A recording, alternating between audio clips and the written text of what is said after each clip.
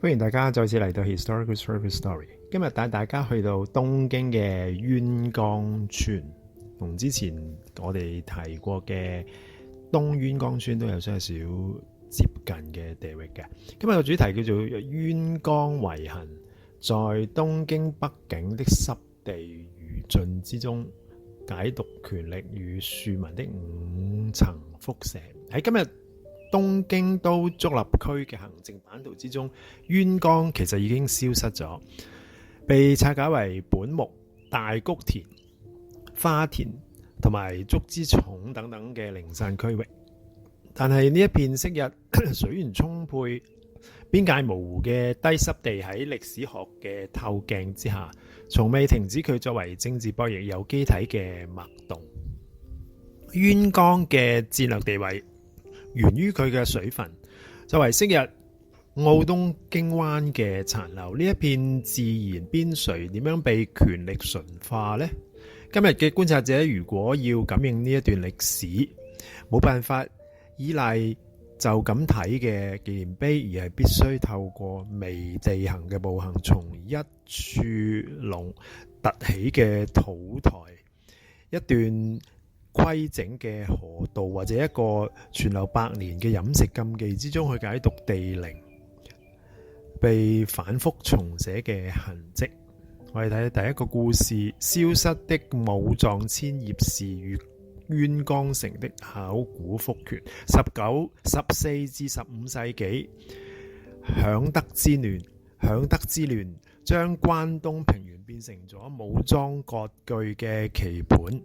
地方豪族武藏千葉氏遷入呢笪地方，利用淵江密集嘅沼澤同埋河流殘跡，構成咗軍事據點。呢個就係淵江城。呢一座城國並唔係後世嗰一種擁有視覺威震力嘅石垣高城，而係典型嘅水城。佢嘅戰略核心在於對於水系嘅精妙引導，將濕地轉化成難以逾越嘅自然防禦。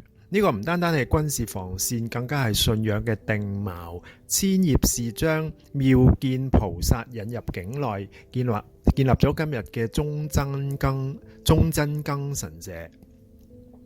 妙見信仰核心嘅北極星崇拜喺混亂嘅戰國時代，象徵住永恆不變嘅導航。長期以嚟，淵江城僅存喺語焉不詳嘅文獻之中，直到1996年足立區立鄉土博物館喺神社周邊發掘出深度同埋闊度都係符合中世紀規格嘅大型護城河嘅遺跡，先至將傳說強行拉返去史實。今日我哋行走喺本木二丁目神社建築坐落，就喺高出周邊街巷嘅土台之上，嗰個就係城國遺跡嘅物理殘響，而建築上嘅月星紋家徽就係妙見信仰同埋武士權力交織嘅視覺證詞啦。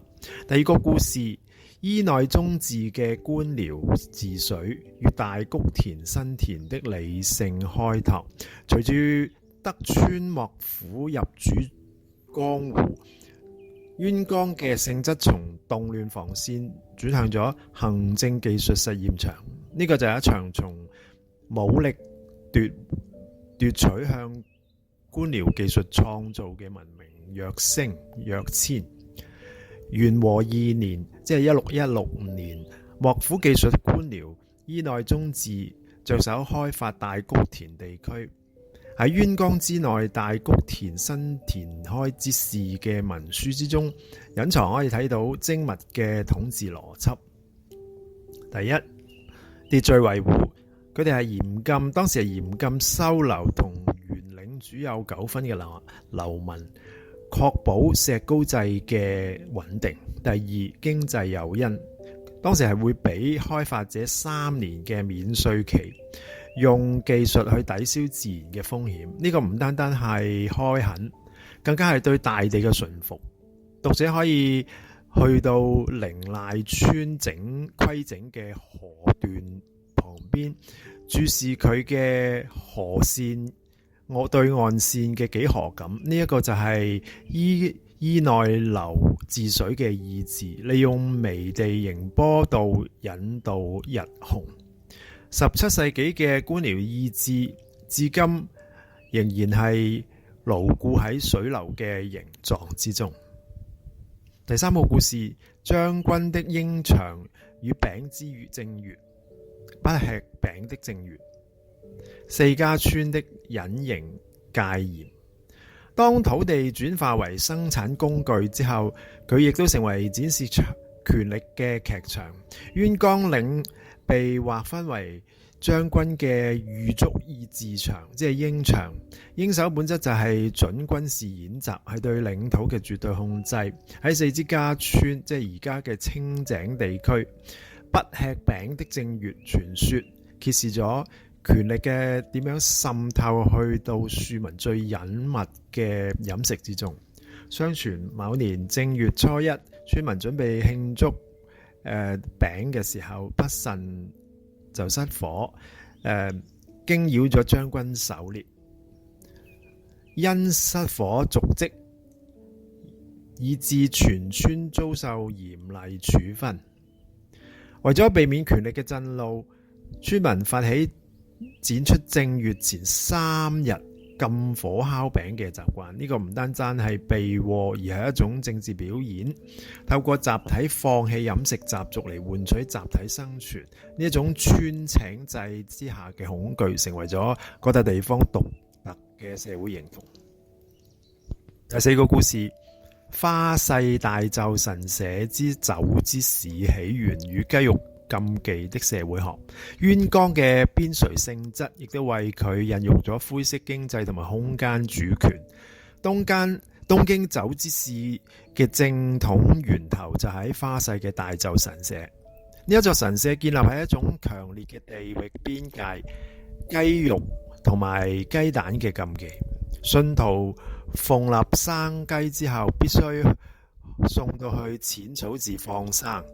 呢一種視覺張力極強嘅轉運過程，建立咗花世同埋江戶核心地區之間嘅時空連結。